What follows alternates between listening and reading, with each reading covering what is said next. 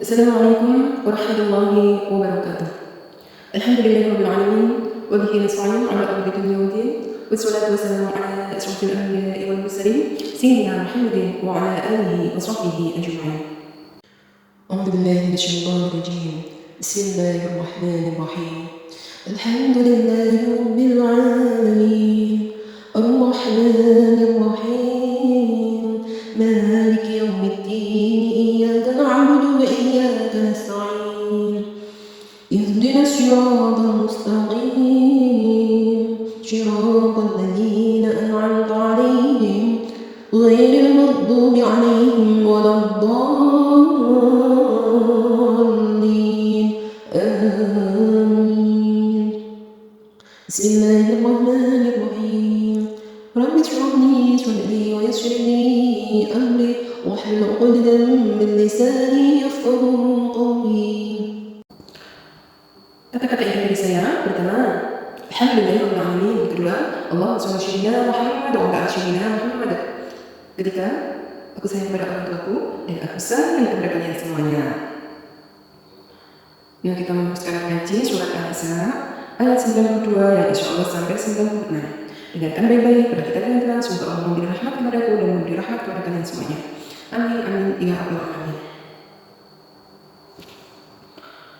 أعوذ بالله من الشيطان الرجيم بسم الله الرحمن الرحيم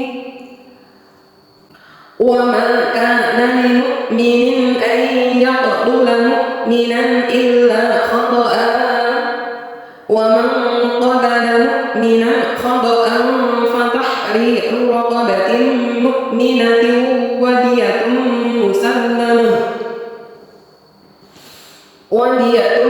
مسلمة إلى أهله إلا أن يصدقوا فإن كان من قوم عدو لكم وهو مؤمن فتحرير رقبة مؤمنة وإن كان من قوم بينكم وبينهم ميثاق فدية مسلمة إلى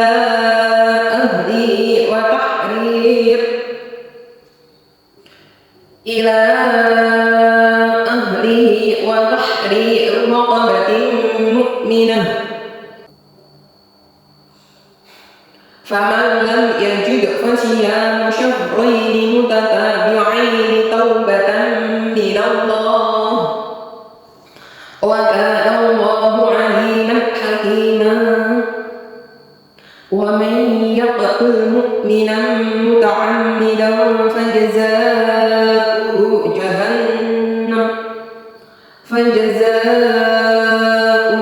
جهنم خالدا فيها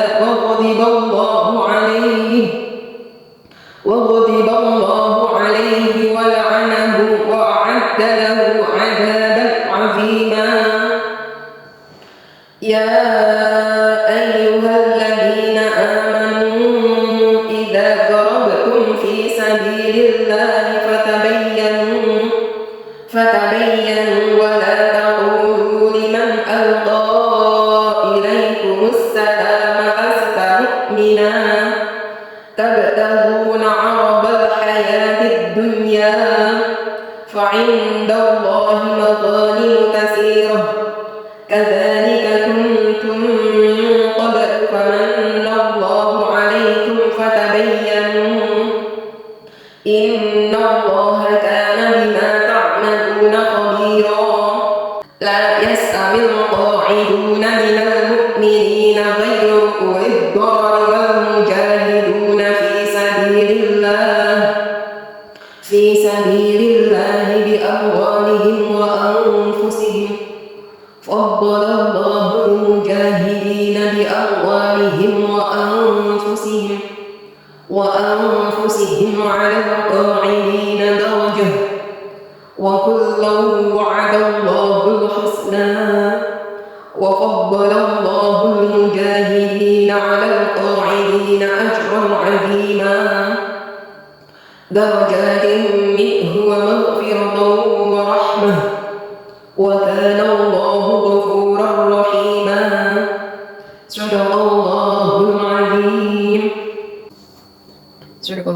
Bismillahirrahmanirrahim. Nanti didengarkan lagi kalau ada yang salah.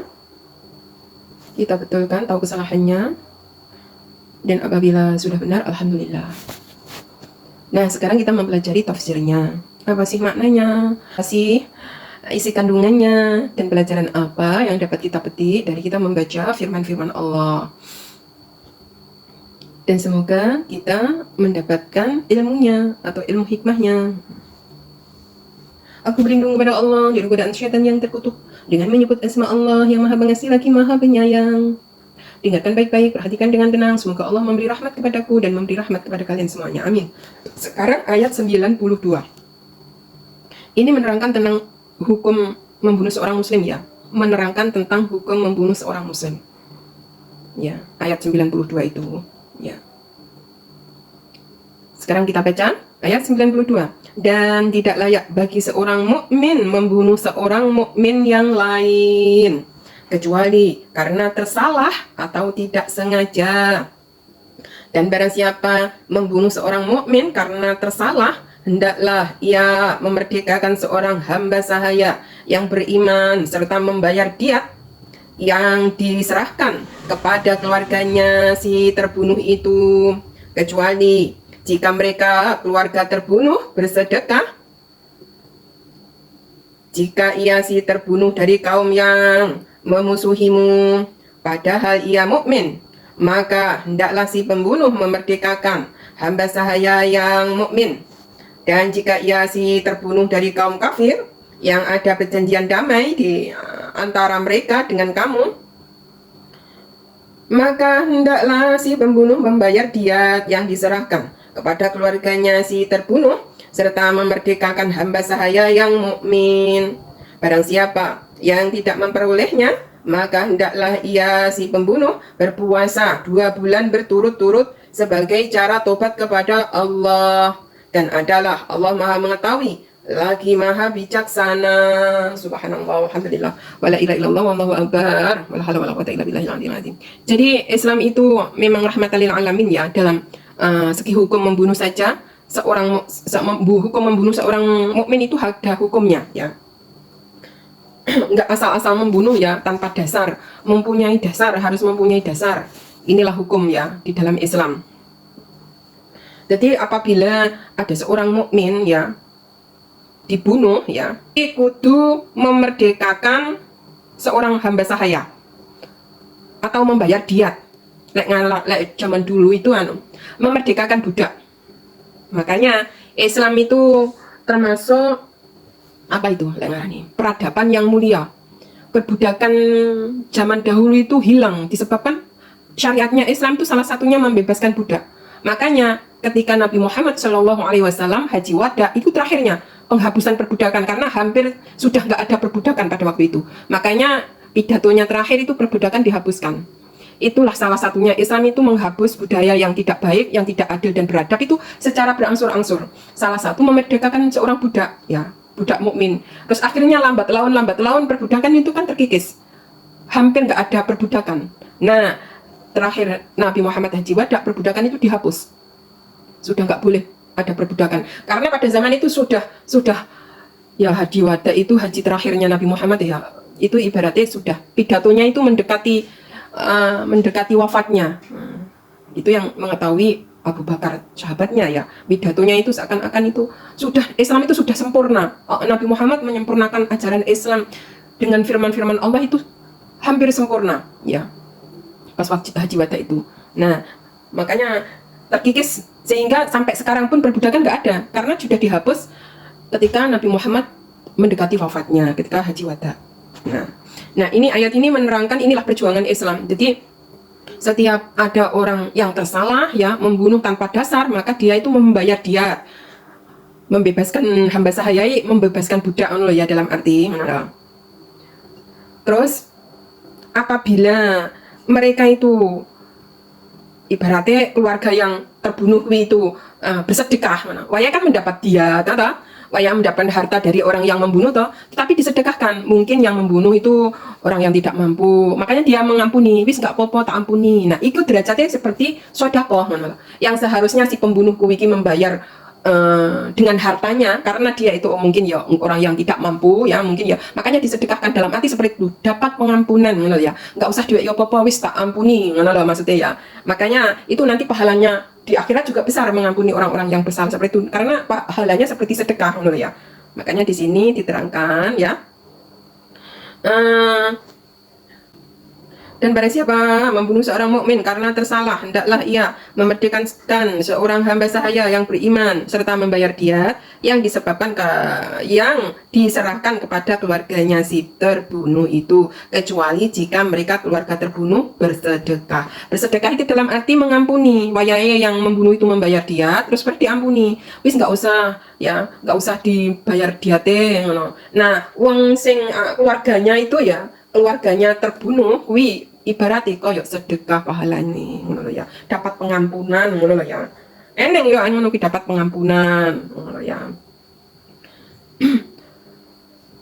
Jika yang terbunuh itu orang kafir ya, itu tetap apa? Tetap membayar diat ngono. Diserahkan kepada keluarganya ngono loh. Terus memerdekakan hamba sahaya mukmin ngono loh. Jadi hukumnya podo antara orang kafir dan orang mukmin, apa bayar diat, terus memerdekakan hamba sahaya atau budak.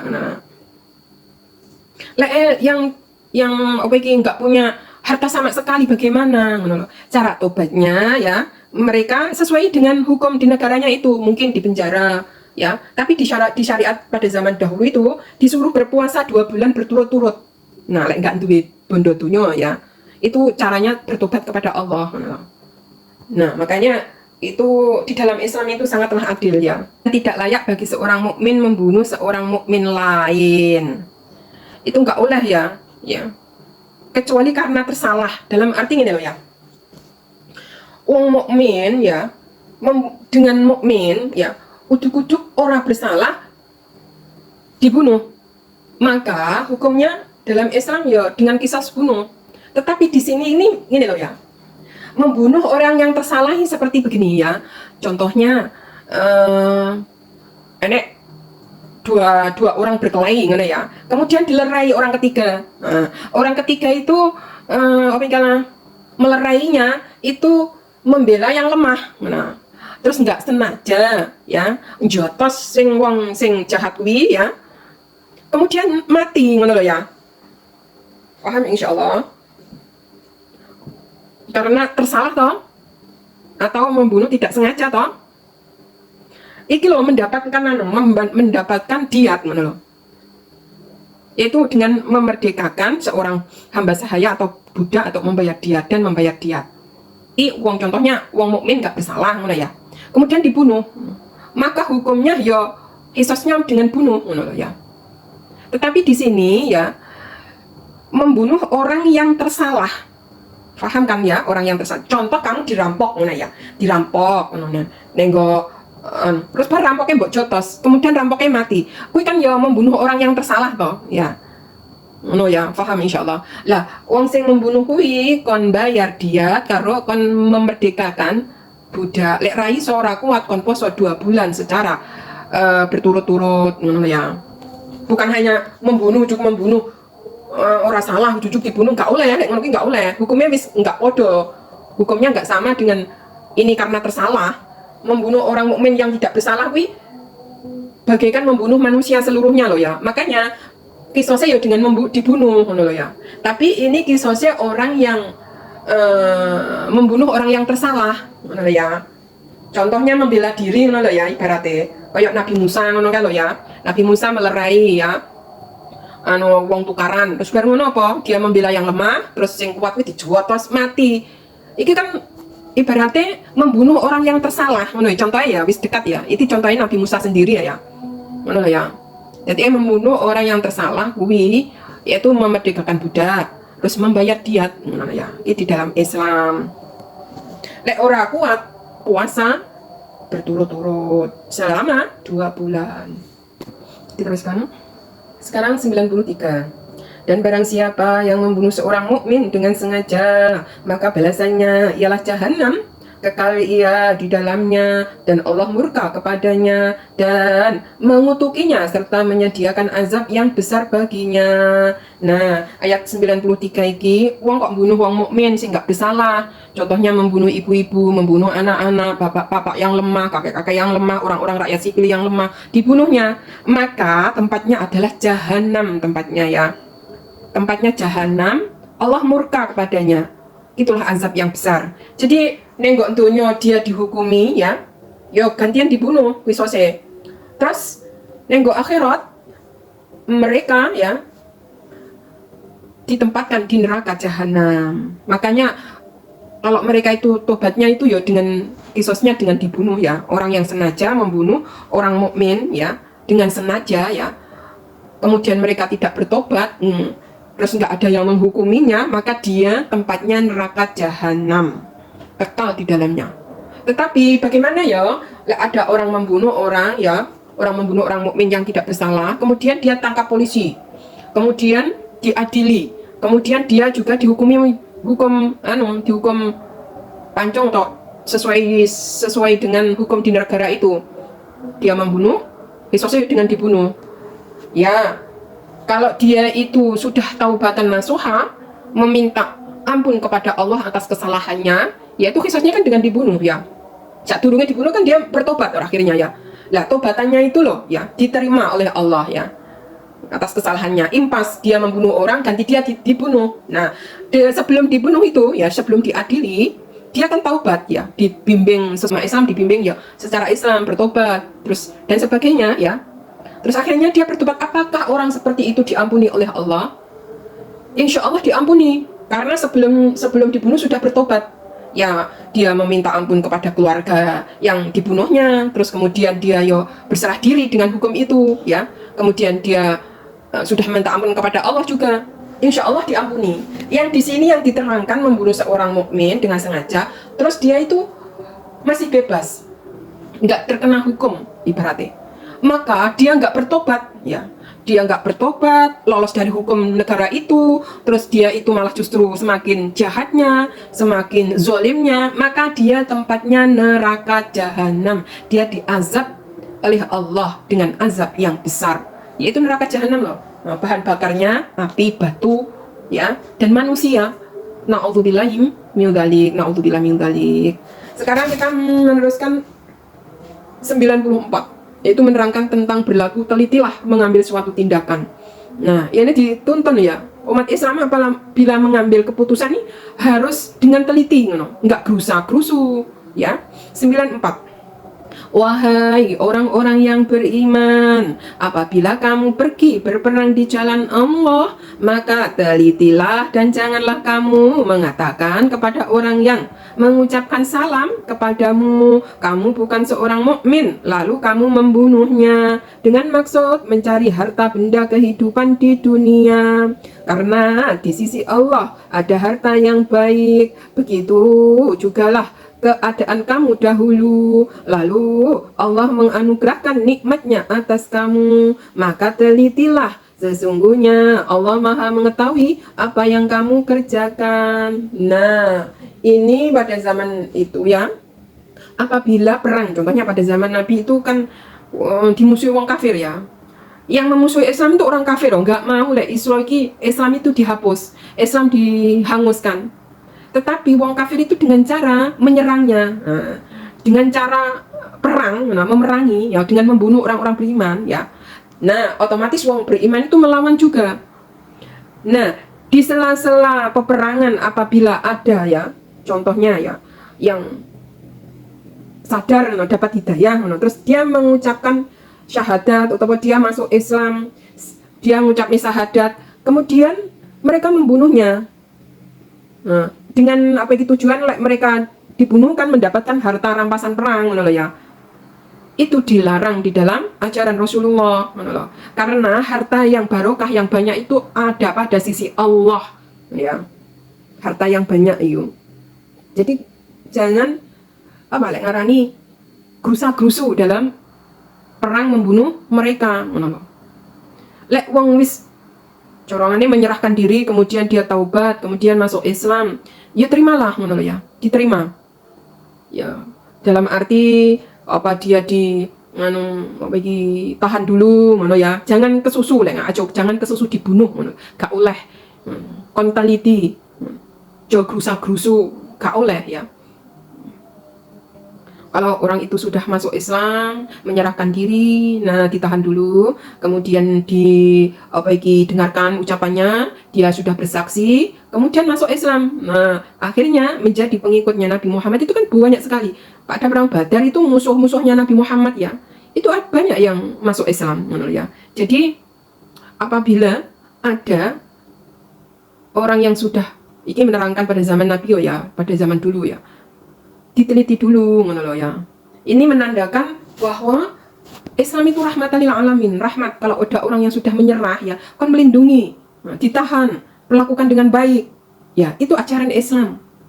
Diberi makan, diberi minum, walau masih ditahan ya. Nah, kalau dia sudah memang benar-benar mendapatkan hidayah, terus akhirnya menjadi pengikutnya Nabi, alhamdulillah, ya. Pada zaman dulu. Nah, yang bisa kita jadikan pelajaran sekarang ya, kita tidak boleh menyepelekan kalau orang itu sudah mengucapkan syahadat, kemudian dia sudah menyerahkan diri, membaca syahadat 2 kalimat syahadat, ojo diusuk-usuk-uzoni, kayak masuk Islam mungkin krono ini enggak, jangan berbuat gerusa-gerusu mengambil keputusan, harus baik sangka, menjadi saudara seiman. Kalau sudah menyerahkan diri kemudian membaca 2 kalimat syahadat, wajib umat Islam itu melindunginya, wajib umat Islam itu menjadi saudaranya, ya. Karena Islam, sesama Islam itu saudara, ya. Nggak boleh suuzon, nggak boleh memusuhi, nggak boleh, malah justru dituntun ke dalam ajaran Nabi Muhammad SAW dengan baik dan benar. Sekarang kita menerangkan perbedaan antara orang-orang yang berjihad dan yang tidak berjihad karena uzur dengan yang tidak berjihad. 95. Tidaklah sama antara orang mukmin yang duduk, yang tidak turut berperang, yang tidak mempunyai uzur dengan orang-orang yang berjihad di jalan Allah dengan harta mereka dan jiwanya. Allah melebihkan orang-orang yang berjihad dengan harta dan jiwanya atas orang-orang yang duduk 1 derajat. Kepada masing-masing mereka Allah menjanjikan pahala yang baik, surga, dan Allah melebihkan orang-orang yang berjihad atas orang yang duduk dengan pahala yang besar. Subhanallah. Jadi berjihad di jalan Allah ya, itu besar ya pahala nih, dengan hartanya, dengan jiwanya. Maksudnya jihad di medan perang gitu ya, jiwanya kan mesti terancam toh ya, lek ora hidup yo mati ya. Dengan hartanya, lawang di medan perang itu ya membawa harta, contohnya bekal makanan, minuman dan sebagainya ya, dengan harta ya. Contohnya ya dengan wong berpergi melawan musuh itu kan membutuhkan harta ya, nggak tangan kosong. Itu salah satunya makanan, minuman, kendaraan, dan sebagainya. Itu lebih tinggi derajatnya 1 derajat dibanding jihadnya orang duduk. Jihadnya orang duduk ini seperti apa ya? Jihadnya orang duduk ya mungkin jadi guru di rumah nggak kemana-mana, terus mendidik putra-putrinya itu juga jihad. Jihad itu artinya luas. Makanya derajatnya jihad yang bergerak itu lebih tinggi pahalanya dibanding jihadnya orang yang duduk dengan 1 derajat, dan sama-sama diberi pahala ya nanti di surga. Jadi jihad itu ada yang berdiam diri di rumah, ada jihad yang di medan pertempuran. Nah, yang dimaksud seperti itu. Jadi rumah itu ya, contohnya menjadi guru di rumah itu ya jihad, ngajari ngaji di rumah itu jihad. Terus berbakti pada orang tua itu ya juga jihad. Terus mendidik putra-putrinya itu juga jihad. Ibu melahirkan juga jihad. Tapi jihad di medan pertempuran itu derajatnya lebih tinggi karena membela agama Allah dan Rasulullah. Taruhannya jiwa dan raga, harta. Sekarang menerangkan 96, yaitu beberapa derajat daripadanya ampunan serta rahmat, dan adalah Allah Maha Pengampun lagi Maha Penyayang. Subhanallah. Gila, pahala ini dapat derajat yang tinggi, yaitu berupa ampunan dan rahmat, karena itulah sebaik-baik karunia itu mendapatkan ampunan dan rahmat. Orang itu kalau sudah mendapat pengampunan dan mendapat rahmat, tempatnya kemana? Tempatnya surga. Orang yang mendapatkan rahmat, orang yang mendapatkan ampunan, itulah karunia yang terbesar karena calon ahli surga. Itulah ya. Jadi sebaik-baik pemberian Allah itu ampunan dan rahmat. Orang yang bisa mendapatkan ampunan, orang yang bisa mendapatkan rahmat itu karena mendapatkan jalan hidayah, petunjuk, yaitu mungkin mengamalkan ajaran Islam dengan baik dan benar, terus mengamalkan isi Al-Quran dengan baik dan benar, terus dia mempunyai guru yang bersanad, yang mempunyai ajaran yang benar, yang tidak menyesatkan, dan seterusnya. Itulah rahmat ya, jalan rahmat, petunjuk hidayah.